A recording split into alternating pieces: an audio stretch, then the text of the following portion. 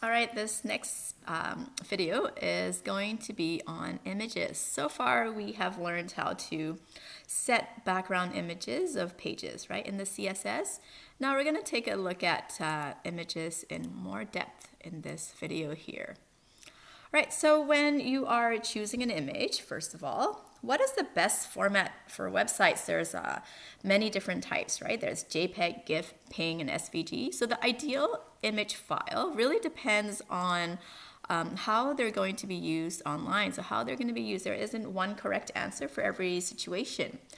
So ask yourself these questions. Are you trying to save space? Are you trying to improve load times? Or do you need a high quality editable image? Okay, so the big four, as I mentioned, JPEG, GIF, PNG, and SVG.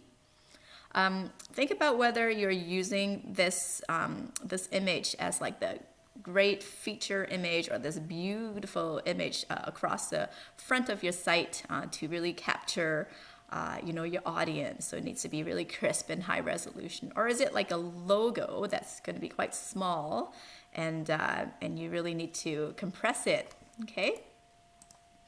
So the top four formats for the web, like I said, JPEG is raster and is lossy.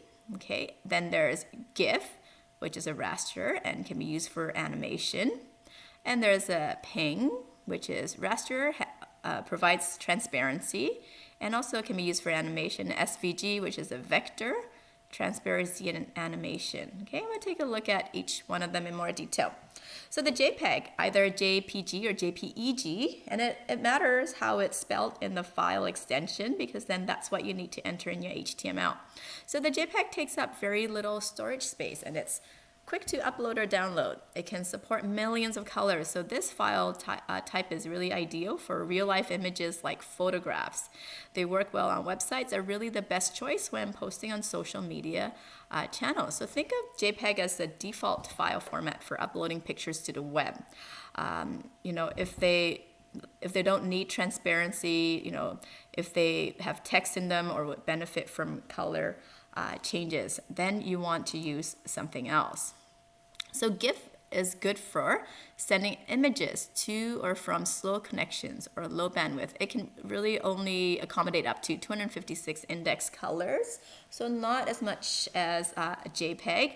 It's really intended for small, simple graphic icons. Okay, so if it's just a black and white small little icon, then you can use a GIF. Okay, you don't need a JPEG or high-res picture for that, okay? And one thing to notice that they can also be animated.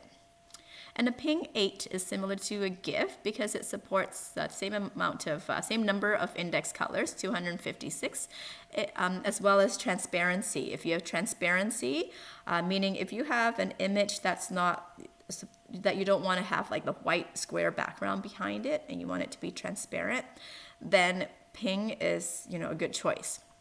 PNG 24, like JPEGs, can support up to 16 million colors. So there's two different kinds of PNGs, PNG 8 and PNG 24.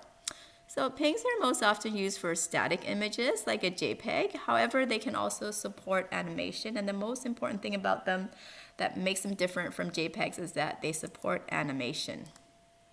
All right, there's SVG. They're quite unlike JPEGs, GIFs, or PNGs. SVG remains a crisp and clear at any resolution or any size. Doesn't matter how big the browser window is, it's going to be crisp and clear. This is because the SVG is drawn from mathematically declared shapes and curves. It's not in pixels, it's like a vector.